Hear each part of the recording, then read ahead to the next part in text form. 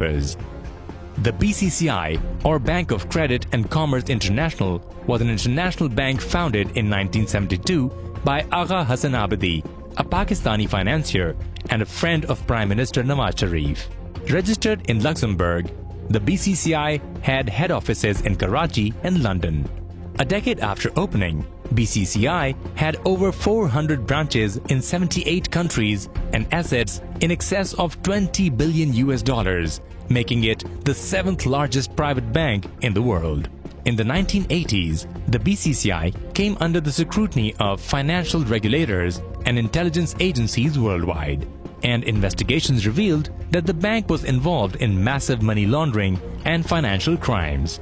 On 5th July 1991, regulators around the world raided and locked down the BCCI bank branches. In 1993, authors Jonathan Beatty and S.C. Gwynne investigated the BCCI saga and published a book titled The Outlaw Bank, a wild ride into the secret heart of BCCI. The book detailed the illegal activities and subsequent collapse of the BCCI, one of the greatest global financial scandals of all times.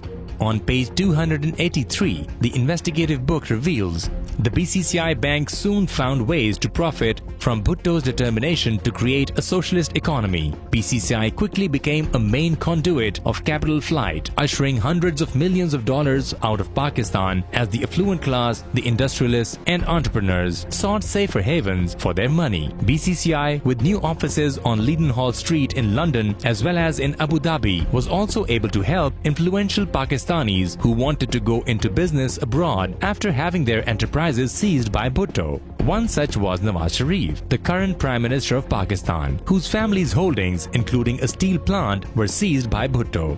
The Sharifs relocated the plant in the Emirate of Dubai, where Abadi loaned them startup money. When the foundry later became unprofitable, the bank found someone to buy them out and forgave the balance of the original $2 million loan.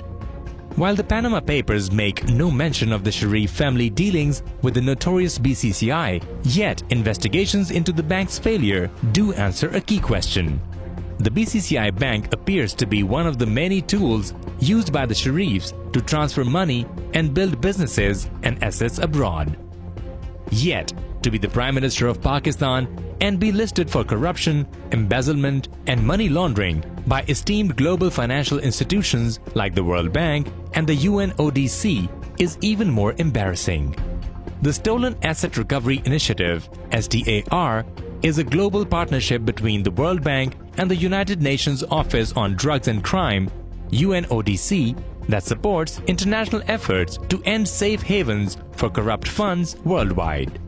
For many years, the World Bank's Stolen Asset Recovery Initiative has listed Prime Minister Nawaz Sharif for embezzlement and money laundering dating back to 1990 under Article 17 and Article 23 of the United Nations Convention Against Corruption (UNCAC). The corporate vehicles used for the alleged crimes are listed as Nescol, Nielsen, Shamrock and Chandron Jersey Private Limited. For many years, the global media too has been reporting on the corruption and money laundering by the Sharif family. In October 1998, one of the most prestigious daily of the UK, The Independent, carried a headline story that made waves around the world.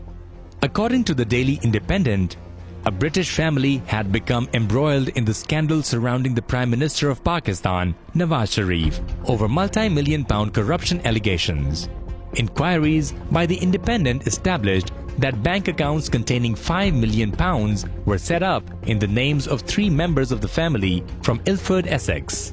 These deposits were used to raise millions of pounds in loans, which were channeled into Sharif family-owned offshore businesses. The money was laundered through fictitious bank accounts using family business interests and siphoned into offshore accounts. Years earlier, the British Broadcasting Corporation, in its documentary titled From Pakistan to Park Lane, had also comprehensively uncovered the corrupt and shady ways in which millions of dollars were transferred from Pakistan to the UK by the Sharif family during early 90s. The corruption, money laundering, tax evasion and deceptive practices of the Nawaz Sharif family have also been subject of other books. Raymond W. Baker, an American businessman, scholar, author, and authority on financial crime. Raymond Baker published his book, Capitalism's Achilles Heel, Dirty Money and How to Renew the Free Market System, in 2005. The book highlights in detail Nawaz Sharif's corruption, money laundering, and his offshore companies and assets. And many of the allegations in the book have now been re-uncovered by the Panama Papers. At least 11 years before the Panama Papers, Mr. Raymond Baker had concluded offshore companies have been linked to Sharif, 3 in the British Virgin Islands by the names of Nescol, Nielsen, and Shamrock, and another in the Channel Islands known as Chandron Jersey Private Limited. Some of these entities allegedly were used to facilitate purchase of 4 rather grand flats on Park Lane in London, at various times occupied by Sharif family members. Reportedly, bank transfers were made to Banque Paribas en Suisse, which then instructed Sharif's offshore companies Nescol and Nelson to purchase the 4 luxury suites.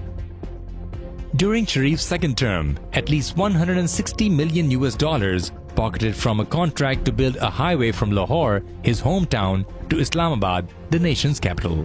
In addition to using his office for amassing illegal wealth, Prime Minister Nawaz Sharif has been known to have directly approached and taken money from sources involved in global terrorism, including Osama bin Laden and Al-Qaeda.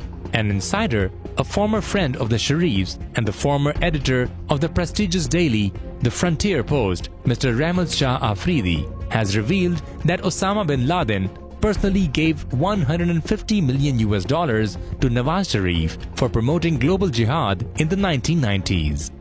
वो कश्मीर और अफगान जहाद के लिए उनके बहुत बड़े अज़ाइम हैं और अपना भी बहुत कुछ खर्च करने के लिए तैयार है, तो मैंने उनको वहाँ कर दिया है 150 अरब रुपए का। 1989 की बात है जी हाँ, तो 1.5 अरब रुपया मियां नवाज शरीफ साहब ने ओसामा बिन लादेन से लिए थे, जो जिहाद के नाम पर थे। Nawaz Sharif is also alleged to have used some of that money for destabilizing and overthrowing the government of the former Prime Minister Benazir Bhutto. और वो उसमें 27-28 करोड़ रुपए बेनजीर भुट्टो शहीद के खिलाफ वोट ऑफ नो कॉन्फिडेंस में खर्च किया था। जो पैसे लिए वो मोहतरमा बेनजीर की गवर्नमेंट टॉपल करने पे लगाए गए, वो 27 करोड़ लगाए थे। करोड़ तो बाकी 1 करोड़ जो है 1 करोड़ 24 लाख या 25 लाख जो इनका बंदा था वहाँ मदीना में ही खा गया था। अच्छा, और 1 करोड़ एक और साथी इनका खा गया था, बाकी फिर इनके थे। अब मुझे पता नहीं इन्होंने क्या किया है। These alleged links to global terrorism, if proven true, might have global repercussions for the ruling family